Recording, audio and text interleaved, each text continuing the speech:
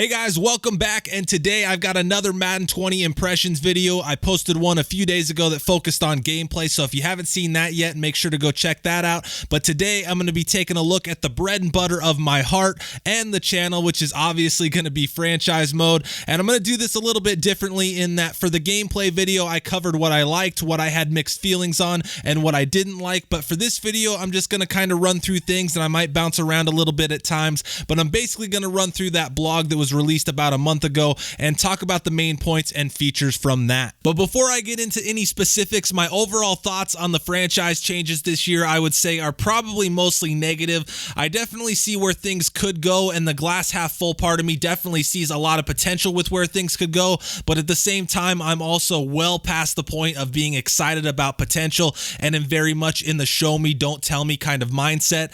And just overall, with this year's features, it feels like there are a lot of things that almost feel like they're a year too early. And what I mean by that is that I think a lot of the stuff coming this year really feels like it could have used more time and maybe wasn't ready. And I'll get into more of that when I talk about the features themselves. But that's pretty much been the age-old problem with franchise, where things get put into the mode that aren't really ready with the expectation that they'll be built on moving forward. But then the next year rolls around and it's on to the next new thing or things. And a few years down the road, you've got all these different things and features that weren't really fleshed out to begin with, and that also haven't been touched or progressing forward either. But getting into some specifics, I was going to start with the face of the franchise, but I'm not exactly sure how much I can talk about with that. Obviously, it wasn't in the beta, but it was at EA Play, and all I'll really say is that it's basically an extension of Longshot. I might play it and put it on the channel just because I think a single player playthrough could be interesting, and that isn't something that I've done before, but I'm not exactly sure how I would approach that if I were to do it. But moving on, and to probably franchise's biggest feature this year in the scenario engine, and this is an interesting one because when information started coming out about what the scenario engine was, it all sounded great, and the description of what it could do made it sound amazing. But as time went on, and I'm sure some of you caught on to this, it never really got talked much more about or hyped up at all, which was kind of weird based on how amazing it was made to sound.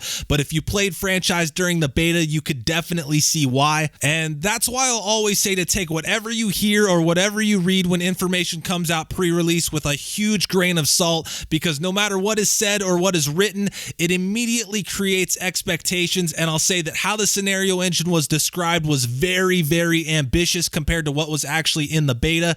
I definitely do see a path to it becoming what they described, but it's definitely nowhere near where people's expectations for it are going to be. And it's really a perfect example of what I said, where it feels like it's a year too early. And I don't want to sit here and just bash the hell out of it, because it does do some good things. During the beta, I had a big game with DeMarcus Robinson, which triggered what is called a breakout scenario. And following the game, I received a text message from him stating that he felt like he could be a #1 receiver. And along with that came a task that, had I accomplished, would have given him a bump up in dev trait and a large chunk of XP as well. And that kind of thing I really do like. It's something that's dynamic and contextually appropriate based off what's happening in your franchise. However, I didn't accomplish the goals, and following the game, I got another message where he was disappointed and frustrated, which brings me to something that I wanted to talk about, which is that there didn't really feel like there were any negative consequences to any of the scenarios. I don't know if that just wasn't part of the beta or if that's the plan moving forward, but I really hope there's some kind of balance to it at launch, because it made failing the scenarios, or just the scenarios in general, kind of feel like dead ends and basically like they didn't have any impact or risk reward. If you succeeded, you got something, whether it be XP or morale, but if you failed, nothing ever happened. And that balance is something that, in my opinion, needs to be a huge part of scenarios and the scenario engine. My other main issue was just the overall repetitiveness of the scenarios. Outside of that one breakout one and another one for a short week, every single scenario that I saw was a matchup scenario for an opposing player that involves stopping him, slowing him down, or just disregarding him. And while I do like that from a contextual standpoint, it got old pretty fast. And again, there was no real consequence for failing other than just losing the game. Add in some other factors like the fact that the computer doesn't deal with scenarios at all, and then if you're playing as an owner, you're not going to be seeing very many scenarios either. And I have to say that at least this year, or at least at launch, they are looking extremely disappointing. However, the one ray of light in all of this is that if you guys were unaware, the plan is to have content updates to franchise mode this year with a heavy emphasis on scenarios. Now, how deep that will end up going and how much will be added, I have no idea at this point, but it should hopefully at least help with some of the issues when it comes to variety community, and hopefully we'll see more of those breakout type scenarios that make things feel more dynamic and add an extra layer to playing through franchise. It also gives the community a chance to kind of shape where scenarios go and how they're handled moving forward, and I can say that I've already sent the devs a ton of potential scenarios that I'd like to see, and I also plan on starting up some kind of thread where you guys and the community can put their own ideas for scenarios that they'd like to potentially see as well. But moving along, we have the Pro Bowl, and I think that's something that, at least for me, kind of says a lot about what kind of year it is for franchise mode, with it being one of the first key things that was hit on in the blog. The Pro Bowl's cool, and I know a lot of people have wanted it to come back, so that's a good thing, but at the same time, adding the Pro Bowl should be more of an, oh, and we added the Pro Bowl type thing, rather than it being a main focal point when it comes to additions, in my opinion. Next on the list is going to be the rating spread, and to be honest, I don't know a lot about this, but I definitely like the idea. I never got around to actually comparing what a certain overall looked like on Madden 19 versus what he would look like in Madden 20 to see exactly how the rating spread worked, but I definitely like the fact that players were progressing more often because of the spread, and that it overall made more players feel viable for roster spots. A couple of things that I do worry about is that it seems to be making the overall rating less important and the intangible ratings more important, which I think is a good thing because overall has never really meant anything. But the big problem with that is that the OVR is also pretty much the driver behind everything the CPU does, which I think could hurt their ability to make smarter decisions when it comes to the depth chart, as well as cutting players and things like that. Next up is dev traits, and I'd say I'm pretty mixed on those. I definitely like how they're handled when it comes to the abilities and X factors, and for those of you that don't know, it's set up to where when your player has Superstar or Superstar X Factor dev trait, they unlock their abilities with skill points at a certain overall milestone. So you may draft a 77 corner with Superstar dev, and when he's a 79 and uses that skill point to get to an 80, he'll also unlock an ability with his attribute upgrades, and those abilities will also be dependent on the player's archetype, so you shouldn't be seeing anything like a field general quarterback randomly getting something like Escape Artist. Another thing that I really like with the dev traits is the Fog of War aspects added to them, and that Fog of War is something that I'm not going to stop talking about because I want to see more of it, and that's my only real issue with it this year, is that there isn't nearly enough of it. I understand that they wanted to keep that initial feeling of getting something good when you draft a player, but the chances of you drafting a Superstar or Superstar X Factor are already pretty slim as it is, so there's a very good chance that you could go multiple seasons without ever experiencing or having to even deal with this feature, which is unfortunate because I feel like this is something that makes things more interesting. But with that being said, I will say that they are definitely seem to be on board with taking that further, and I promise you guys that it's something that I will continue to be pushing for as well. And then the only real negative for me when it comes to the dev traits is the fact that they can no longer go down.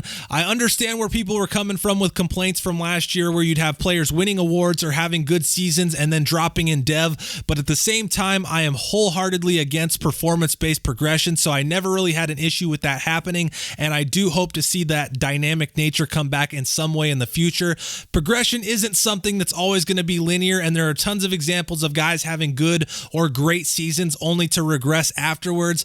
But before I end up going on some long progression tangent, I'll just leave it at that and get into the updates to contracts. And I definitely think this was a good move, as it obviously adds more authenticity to the mode, but it also makes dealing with the cap more realistic and more difficult, which is something that's never really been a factor in franchise before. And then another thing this did was it also made the contracts that players were asking for more realistic as well. So as a Chiefs fan and needing to sign Patrick Mahomes, I can tell you from the beta, he is going to be asking for bags and bags of cash, which is great and makes roster management a more interesting and realistic experience as well. However, this is another thing that I feel like is a year too early, and the reason why I say that is because there really isn't anything in place for both the AI and the mode to be able to adjust and handle such a sudden change like this. And the example I'm going to use is the Jaguars, because that's who I simmed through a franchise with in the beta. So using the Jaguars, I got to week 3, which is the first week where you get to re-sign players, and I went to offer Miles Jack a contract but could only offer the absolute minimum, which was like I think $950K when he was asking for around $9 million. And the reason for that was because the Jaguars have someone like Marcel Darius, whose cap hit for next season is $22.5 million, and there's absolutely no way he's playing under that. They know it, he knows it, but how the game handles it is in a way where if you don't have that cap space in advance of your next season, you can't offer anything that takes you over that cap cap. So basically it puts you in a position where you're not able to re-sign any of your pending free agents. And as a user, if you know what you're doing, you can find ways around that and make things work by prolonging negotiations until the end of the year. But if you're playing as another team and the computer is controlling the Jaguars, it's not smart enough to do the same. And what ended up happening was they would let all of their pending free agents hit free agency because they couldn't sign them. And then heading into the next season, they still had Marcel Darius on their roster with that $22.5 million cap hit, even though by releasing him, they could have created $20 million in cap space. And like I said, there's no way he's playing with the Jaguars under that contract next year. And so that's what I mean by it feeling like this might be a year too early. Having that authenticity and realism is great, but if the game isn't ready for it or can't handle it, it's going to be creating other issues that take away from how good of an addition it is. And then wrapping up here, there were a couple of other things that I wanted to talk about that I liked. If you guys watched my video about the franchise stream from about a month ago, you might remember me mentioning that I didn't like the scheme fit bonus being reduced to 10%. And I can tell you guys that that feedback was heard. And in the beta, that percentage was around 25 to 30%. So I was really happy to see that. And then another smaller thing that I also really liked with the beta had to do with scouting, where you'll now see a wider range of true talent grades when scouting players. So whereas before, if you fully scouted a 4th round projection, he might have a 3rd round or a 5th round true talent, or it would just always almost be within a round of his projection. In Madden 20, however, that gap can be a lot wider. So you might see a 4th round projection with a 1st round true talent and vice versa. It's a little weird when you think about it, and I still think they should change how projections actually work, but I do like seeing the more varied nature of that just because I feel like it makes things more interesting when it comes to the draft. But I think that just about covers everything. As always, I'm sure I forgot something that I wanted to talk about or something that you guys wanted to hear about. And just a reminder with these videos, these are my impressions, and I always recommend that you play and make your own opinion whenever it comes to these things that I'm discussing.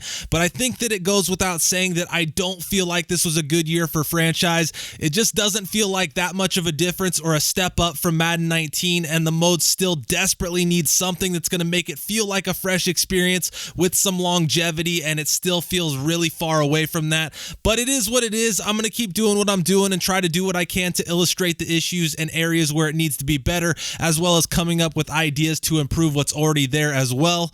But that's going to do it for this video. I hope you guys enjoyed the impressions, even though I'm sure it's not exactly what a lot of you wanted to hear. But I'm not here to be all sunshine and rainbows, and I'm also not here to just relentlessly bash every single thing that I can. I'm here to talk about what I like and think is good and what I don't like and think is bad, with reasoning as to why I feel one way or another. And I'm here ultimately because I want the game and I want franchise mode to be better. But like I said, that's going to do it. I appreciate you guys tuning in, and I should have some more videos that will be a little bit different than my usual content, but that I do think will be interesting. So be on the lookout for those. And until then, thanks for watching.